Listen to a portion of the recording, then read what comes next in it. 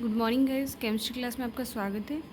आज हम डिस्कस करने वाले हैं पॉलीमर का next topic, that is the condensation polymers. Last class में हमने डिस्कस किया था बेटा एडिशनल पॉलीमर्स, और हमने कुछ कॉमर्शियल एग्जांपल भी देखे थे एडिशनल पॉलीमर के।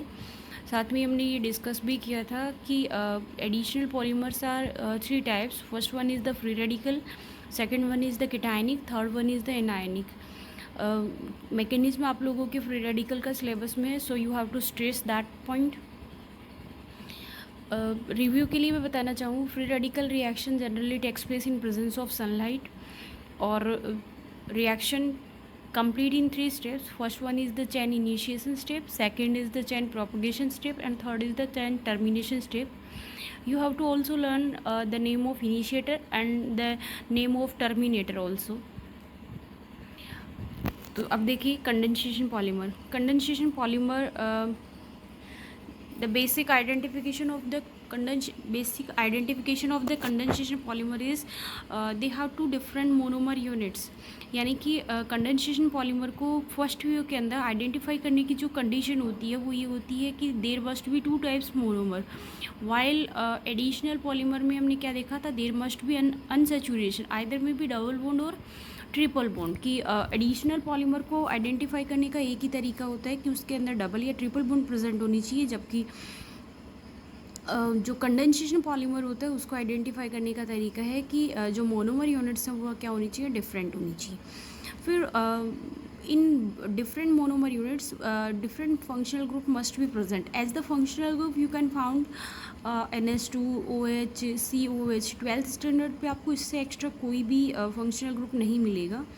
एक बार मैं स्ट्रेस कर रही हूँ, वहाँ गौर करें आप कि NH2 और COH मिलेंगे वहाँ पे पॉलीएमाइड्स बनेंगे, OH और COH मिलेंगे वहाँ पे पॉलीएस्टर बनेंगे। तो आप लोगों के सिलेबस में टू टाइप्स के पॉलीमर ही हैं। फर्स्ट वन है पॉलीएमाइड और दूसरा है पॉलीएस्टर। नेक्स्ट आप देखो, नेक्स्ट अगर आप देखना चाहोगे तो अब हम देख रहे हैं कि कंडेंसेशन का एक नॉर्मल से एग्जांपल लिया मैंने, नाइलॉन 66। काफ़ी फेमस एग्जांपल है ये। Nylon 66 is made up by the two monomer units. First one is the hexamethylene diamine, while the second unit is the adipic acid. Both units contain 6 number of carbon atoms. Here I want to discuss that this is the example of adipic acid and this is the hexamethylene diamine. In both units they loses water molecule and they form a other functional group, that is C double bond ONH. This is known as amide group. So during the polymer formation many times amide group will be formed, so this chain will be known as the polyamide chain. Next and very famous example है वो क्या है, Dacron है। Dacron is also known as the terylene. Simple way में बताना चाहूँ तो black colour का हार्ड एंड रिजिड प्लास्टिक होता है जिसके हेलमेट वगैरह बनाए जाते हैं, तो उसको हम बोलते हैं डैक्रोन टेरेलिन। एक बार इसको वर्ड से देखें, टेरेलिन। लीन वर्ड जो है it is derived from the ethylene glycol and terylene is derived from the terephthalic acid. दोनों यूनिट जो होती हैं, एक यूनिट तो कौन सी होती है, टर्थेलिक एसिड होती है, and the other unit is ethylene glycol. Ethylene glycol और टर्थेलिक एसिड, देखो टर्थेलिक एसिड होता है बेंजीन 1,4-डाइओइक एसिड होता है, उसी का जो वर्निकुलर नेम होता है, उसी का जो कॉमन नेम होता है वो क्या होता है, टर्थेलिक एसिड होता है। And the other functional group है वो इथाइलिन ग्लाइकोल है। Ethylene glycol is the second member of di carboxylic alcohol होता है। CH2 CH2 OH OH group है, दोनों में से वाटर मॉलिक्यूल लूज होगा, देन इसके अंदर फिर से क्या बन रहा है, एस्टर। मैंने क्लियरली इसको यहाँ लिखा है, एक बार फिर से देखें। ये होता है टर्थेलिक एसिड और ये होता है इथाइलिन ग्लाइकोल, दोनों के बीच से वाटर मॉलिक्यूल लूज हो रहा है। वाटर मॉलिक्यूल लूज होने से हमारे पास जो फंक्शनल ग्रुप आया वो आया C डबल बॉन्ड OO। इस ग्रुप को हम बोलते हैं एस्टर। तो पॉलीमराइजेशन के प्रोसेस के टाइम में काफ़ी सारी बार मैनी टाइम्स रिपीट होने वाला जो बॉन्ड है वो कौन सा होता है, एस्टर बॉन्ड होता है। सो इससे जो पॉलीमर का फॉर्मेशन होगा उसको हम क्या कहेंगे, पॉलीएस्टर कहेंगे। Other example is the glyptal, बहुत फेमस एग्जांपल है। रिपीट करना चाहूँगी, डैक्रोन या टेरेलिन की जो यूनिट थी वो थी ethylene glycol plus terephthalic acid. Here glyptal की जो यूनिट है वो टर्थेलिक एसिड की बजाय कौन सा होता है, थैलिक एसिड होता है, और दूसरा कौन सा है, ethylene glycol. Phthalic acid then glyptal, terephthalic acid then terylene. Glyptal में सिमिलरली वही आएगा, ग्लिप्टल में भी वही आता है, phthalic acid plus ethylene glycol, polyester बनता जाएगा, एक लॉन्ग चेन फॉर्मेशन होती जाएगी। Nylon 6 very famous example, tyre tube जो होते हैं वो इसी प्लास्टिक के बनाए जाते हैं। और नाइलॉन 6 की जो यूनिट्स है इसके अंदर हम ये देख रहे हैं 5 कार्बन का एक अमीनो एसिड है जिसका नाम होता है कैप्रोलैक्टम। कैप्रोलैक्टम जो होती है वो कंडेंसेशन प्रोसेस के अंदर प्रोसीड होता है, जिससे बार बार वाटर मॉलिक्यूल लूज करते हुए एक पॉलीअमाइड चेन का फॉर्मेशन होता है जिसको हम बोलते हैं नाइलॉन 6। नेक्स्ट है बेकेलाइट। बेकेलाइट क्या होती है, बहुत हार्ड रिजिड प्लास्टिक होती है जिसकी क्रॉकरी मटेरियल्स बनाए जाते हैं। इससे बनने वाले जो प्लास्टिक मटेरियल होते हैं वो काफ़ी रफ टफ होते हैं और काफ़ी स्टेबल भी होते हैं। इसकी जो मोनोमर यूनिट होती है, first one is the phenol and second is the formaldehyde. Bakelite आप लोगों के काफ़ी डेप्थ में सिलेबस में है तो आगे अपन इसको डिस्कस करेंगे। अभी आप एग्जांपल याद रखें, कंडेंसेशन पॉलीमर एग्जाम में मैंने आपको कई सारे एग्जांपल बताए, जैसे नाइलॉन 66 बताया है, डेक्रोन बताया है, ग्लिप्टल बताया है, नाइलॉन 6 है, बेकेलाइट है ना, ये सारे के सारे आपको याद रखने हैं। अब देखो हम बात करने वाले हैं कि अभी तक हमने जो एग्जाम्पल पढ़े हैं उसके अंदर होमोपोलीमर को काफ़ी डेप्थ में पढ़ा है। सेकंड जो है आप लोगों की ये है कि ग्राफ्टिंग किस तरीके से हो सकती है। ग्राफ्टिंग से मेरा मतलब है कि जो पॉलीमराइजेशन है उसकी टाइम में कोपोलीमराइजेशन अगर हो रहा है तो कितने टाइप के वेरिएशंस आ सकते हैं।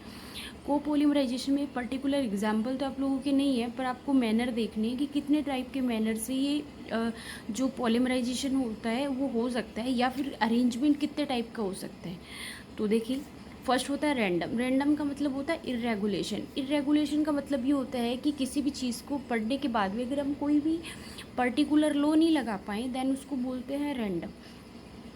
तो जब पॉलीमर चेन को, काफ़ी सारी पॉलीमर चेन को रीड करने के बाद भी ये स्टडी करा गया कि इसके अंदर जो मोनोमर यूनिट्स रिपीट हो रही हैं उनका कोई पर्टिकुलर सीक्वेंस तो होता नहीं है। तो जैसे किसी टाइम में ए यूनिट आई है, देन बी आई है, फिर रेगुलरली ए आ गई है, फिर 2 बार बी आया है, फिर यानी कि there is no sequence of repetition of monomer unit during the formation polymerization. Such type of polymer is random. Alternation means one by one. If firstly come A, then again B, then A, B, A, B. In complete polymerization, this sequence should be maintained.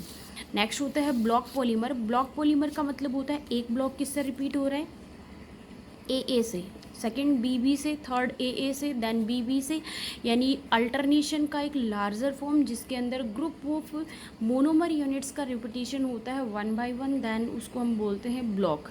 Next होती है graft polymer. Graft polymer के अंदर हम क्या करते हैं, main chain होती है, मेन चेन के साथ में क्या करते हैं उसकी साइड चेन से आती है उसके अंदर कुछ। ये क्या थी हमारे पास में, कोपॉलीमर की कुछ कैटेगरीज थी, यानी रैंडम था, अल्टरनेट था, ब्लॉक था, उसके बाद में ग्राफ्ट था। नेक्स्ट देखो molecular mass of polymer. Molecular mass of polymer को देखो, इसके अंदर अपने यही होता है कि जिस तरीके से हम मैथ्स के अंदर जो एवरेज वाली यूनिट पढ़ते हैं ठीक वैसे ही होता है। इसमें जब हम मॉलिक्यूलर मास निकाल रहे हैं तो आपको एवरेज मॉलिक्यूलर मास निकालना है। देखिए एक बार कि जब भी अपन पॉलीमर का एवरेज मास निकालते हैं तो उसके लिए आप लोगों के जो 12th के अंदर सोल्यूशन वाला चैप्टर है सेकंड, उस सोल्यूशन वाले चैप्टर के अंदर कुछ मॉलिक्यूलर प्रॉपर्टीज़ आएंगी। उसमें 4 टाइप्स की मॉलिक्यूलर प्रॉपर्टीज़ पढ़नी है। उसके अंदर एक जो प्रॉपर्टी आएगी वो होगी ऑस्मोसिस। ऑस्मोसिस जो होगा उसके अंदर आप लोगों को एक छोटा सा क्वेश्चन पूछा जाता है, which method is used to determine the molecular mass of polymers. तो आपको याद रखना है कि मॉलिक्यूलर मास को आइडेंटिफाई करने के लिए हम ऑस्मोसिस को काम में लेते हैं। इसका रीज़न ये होता है कि ऑस्मोसिस जो प्रॉपर्टी होती है which is directly proportional to the concentration. If we change the concentration then there will be major change, so we can easily calculate that function कि जब भी हम कोई भी वेरिएशन करते हैं तो वो डायरेक्टली प्रोपोर्शनल आता है उसके, और डायरेक्टली प्रोपोर्शनल आने की वजह से हम उसको क्या करते हैं, इजीली कैलकुलेट कर पाएंगे। सो क्या होगा, ये जो एवरेज मास को कैलकुलेट करने के लिए अदर फंक्शन की बजाय हम क्या काम में लेते हैं, ऑस्मोसिस काम में लेते हैं। देखो now we have to discuss the molecular mass of polymers. Molecular mass of polymers में फर्स्ट जो है वो है average mass, number average molecular mass. ये वही है जिसमें अपन ये करते हैं नंबर ऑफ मोनोमर यूनिट्स और मास ऑफ मोनोमर यूनिट्स। तो फर्स्ट में मैंने लिया है एम एन, यहाँ पे एम तो क्या है, हर यूनिट का मास है, एन क्या है, उनका नंबर है, तो और नीचे क्या है, नंबर। तो जो टोटल एवरेज नंबर निकालेंगे तो उनका मास अपोन जितनी यूनिट्स होते हैं उसे डिवाइड करेंगे समेशन से, और ये क्या आ जाएगा हमारे पास, एवरेज नंबर मोलिकुलर मास आएगा। यानी कि अगर किसी के अंदर पॉलीमर के अंदर 100 यूनिट पार्टिसिपेट करिए और एक यूनिट का मास जो है वो 10 ग्राम है, तो हर जो यूनिट है उसको हम जैसे 100 इंटू 1, 100 इंटू 1, 100 इंटू 1 कितनी बार करते जाएंगे, 10 टाइम्स करते जाएंगे, और 10 टाइम करने के बाद में उसके अंदर कितनी डिजिट्स पार्टिसिपेट कर रही है, टोटल 100, तो 100 से उसको डिवाइड कर देंगे। या फिर अपन ये कहें कि जैसे क्लास में 5 स्टूडेंट है, एक का वेट है 40 kg, दूसरे का 30, 20, 40, इस तरीके से, तो हर एक स्टूडेंट का नंबर और उसके मास से मल्टीप्लाई करेंगे, देन नंबर ऑफ़ स्टूडेंट्स से हम डिवाइड करते हैं, ठीक वैसे ही मास निकालते हैं। दूसरा जो एवरेज निकालने का तरीका है वो अपना क्या है, मास एवरेज मॉलिक्यूलर मास। इसके अंदर हम क्या करते हैं कि फर्स्ट जो है उसके अंदर तो हमने नंबर से डिवाइड किया था, यहाँ पे क्या करते हैं, नंबर इंटू मास दोनों से डिवाइड करते हैं, और ऊपर क्या लिया हमने, नंबर इंटू मास का स्क्वायर लिया है, नंबर इंटू मास स्क्वायर और अपॉन नंबर इंटू मास से मल्टीप्लाई करेंगे। दोनों ही मेथड आपको याद रखने हैं। नेक्स्ट देखो छोटा सा क्वेश्चन है, यहाँ से एक सिंगल क्वेश्चन उठ के आता है, वो मैं आपको बाद में बताऊंगी। देखो PDI, पहली बात तो ये पूछते हैं what do you mean by PDI। PDI से यहाँ मतलब होता है polydispersity index. Poly डिस्पर्सिटी index देखो बुक को छोड़ करके मैं नॉर्मली आपको ये बताना चाहूँ तो ये आता है कि कोई भी प्लास्टिक होती है उसकी क्वालिटी क्या है ना, उसकी क्या क्वालिटी है, उस क्वालिटी को आइडेंटिफाई करने के लिए PDI नोट किया जाता है। जिस प्लास्टिक की PDI यानी कि प्लास्टिक डिस्पर्सिटी जो होती है 1 होती है, तो वो नेचुरल प्लास्टिक की कैटेगरी में आता है, बेस्ट प्लास्टिक माना जाता है। जिस प्लास्टिक के लिए जो डिस्पर्सिटी होती है वो मोर देन 1 आती है तो उसको सिंथेटिक की कैटेगरी में माना जाता है, वो नॉन डिग्रेडेबल की कैटेगरी में आता है, सिंथेटिक प्लास्टिक मानते हैं उसको हम। अब देखो जैसे PDI की बात करें तो PDI क्या है, polydispersity index. How can we identify that, then we can identify by the mass average number और नंबर एवरेज मास, है ना। दोनों के रेशियो से जब हम निकालना चाहेंगे तो अगर दोनों का जो एवरेज मास है वो इक्वल आया है तो PDI का नंबर कितना होगा, 1। अगर पॉलीमर का जो डिस्पर्सिटी मास है वो 1 आ रहा है देन नेचुरल पॉलीमर आएंगे। तो याद रखनी है ये दोनों ही बातें आपको, ये बात कई बार पूछी जा चुकी है, तो दोनों को आप स्ट्रेस रखें। नेचुरल पॉलीमर्स के लिए polydispersity index is 1, so they are known as monodisperse, while the synthetic are known as polydisperse. सिर्फ इतना ही पूछा जाएगा कि जो नेचुरल पॉलीमर्स होते हैं उनके लिए डिस्पर्सिटी का वैल्यू कितना होता है और जो सिंथेटिक फाइबर्स होते हैं उनके लिए डिस्पर्सिटी की वैल्यू कितनी होती है। डिस्पर्सिटी के बेसिस पे ही आइडेंटिफाई किया जाता है if the given polymer is either natural और आइदर सिंथेटिक। नेक्स्ट टॉपिक है बेटा अपना रबर। रबर क्या होता है, एक फ्लैक्सिबल एक सॉफ्ट कंपाउंड होता है जिसके अंदर इलास्टिसिटी की काफ़ी अच्छी प्रॉपर्टी होती है, उसको हम रबर बोलते हैं। एक बार देखिए रबर कहाँ से मिलता है और कैसे मिलते हैं। Natural rubber it is a elastomer, सब जानते हैं इलास्टोमर होता है, फ्लैक्सिबिलिटी भी होती है, स्ट्रेच किया जा सकता है इसको। दूसरा हमने बोला it obtain from the Hevea Brassica plant latex. Hevea Brassica एक प्लांट होता है जिसकी जो स्टेम होती है उसमें कट लगाने से एक मिल्क, है ना, एक मिल्क निकलता है जो सेमी सॉलिड फॉर्म में होता है। जिस तरीके से अपना जो आक होता है ना, आक का जो प्लांट होता है ठीक उसी तरीके से। तो जो सेमी लिक्विड फॉर्म का जो मिल्क निकलता है उसको हम लेटेक्स बोलते हैं, और लेटेक्स का ही नाम क्या है, नेचुरल रबर है।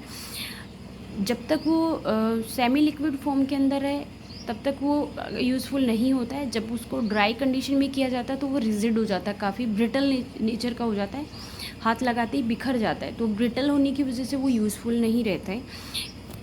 और इसलिए उसकी क्वालिटी को इम्प्रूव करने के लिए हम कुछ कंडीशंस उसके साथ लगाते हैं। नेक्स्ट प्रॉपर्टी देखें, it is the colloidal solution in water. Colloidal solution in water का मतलब होता है ये ऑर्गेनिक नेचर का है, और ऑर्गेनिक नेचर का होने की वजह से वाटर के अंदर ये सोल्यूबल नहीं होता है बट कोएगुलेट हो जाता है। कोएगुलेट का मतलब जैसे देखो किसी भी प्लांट से अगर हमारे पास गम मिला है, गोंद मिला है अपन को, उस गोंद को अगर हम पानी में डुबोते हैं तो उसमें सोल्यूबल तो नहीं होता है, लेकिन एक स्वेल्ड होकर के एक विस्कस से स्ट्रक्चर बना लेता है। जस्ट वैसी ही जो फॉर्म आती है उसको हम बोलते हैं कोलॉइडल सोल्यूशन।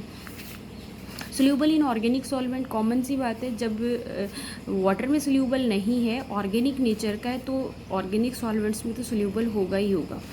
नेक्स्ट है not resistant against the oxidant. इसका मतलब ये है कि अगर हमारे पास कोई भी रिएजेंट आया जिसमें ऑक्सीडेंट अगर हमारे पास प्रेजेंट है तो ये जो रबर है वो डिसोशिएट हो जाएगा, और डिसोशिएट होने के बाद भी इसको अपन क्या नहीं कर सकते, यूज़फुल नहीं रहेगा, क्योंकि इसकी प्रॉपर्टी जो होगी वो डिस्ट्रॉय हो जाएगी। नेक्स्ट होता है it is hard and rigid. Hard और रिजिड होता है, so we need to improve the quality of rubber.